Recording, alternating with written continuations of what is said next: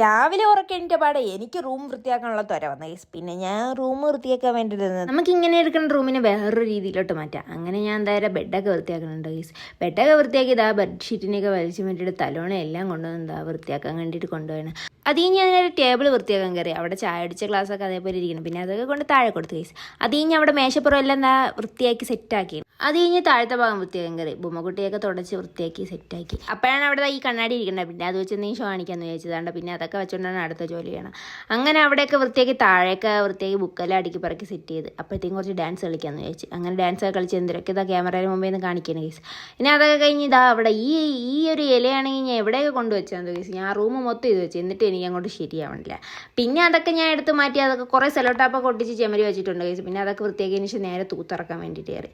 അങ്ങനെ തൂത്തൊക്കെ ഇറക്കിയപ്പോഴാണ് ഞാൻ ഈ സ്റ്റിക്കർ ഞാൻ വാങ്ങിച്ച് വെച്ചിട്ടുണ്ട് 4 ദിവസമായി. പിന്നെ അത് ഒട്ടിക്കാൻ വേണ്ടിയിട്ട് കയറി. ഈ ഒരു ഇതിലാണ് ഈ ഒരു പാറ്റേണിലാണ് ഒട്ടിക്കണം. അങ്ങനെ ഓരോന്നായിട്ട് അതിൽ കൂടെ കിട്ടിയ സ്റ്റിക്കർ ഉണ്ടായിരുന്നു. അതൊക്കെ എടുത്ത് വെച്ച് അതിൽ ഒട്ടിച്ചതിന് ശേഷം ഞാൻ എന്താ ഒട്ടിക്കാൻ കാരണം പൊക്കയില്ലാത്തതുകൊണ്ട് സ്റ്റൂളിട്ടിട്ട് ഒട്ടിക്കാൻ പറ്റുള്ളൂ കേസ്. അപ്പം അങ്ങനെ ഞാൻ എന്താ അത് ഒട്ടിക്കാൻ വേണ്ടിയിട്ട് പോവാണ് കേസ്. അപ്പോൾ നമുക്ക് കാണാം.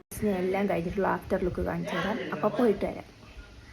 അപ്പോൾ റൂം ക്ലീൻ ചെയ്തതിന് ശേഷമുള്ള ആഫ്റ്റർ ലുക്ക് ഇതാണ്. അപ്പോൾ ഈ വീഡിയോ ഇഷ്ടപ്പെട്ടാൽ ലൈക്ക് ചെയ്യുക, ഷെയർ ചെയ്യുക, സബ്സ്ക്രൈബ് ചെയ്യുക. പുതിയ വീഡിയോ ആയിട്ട് കാണുന്നവരെ ബൈ ബൈ.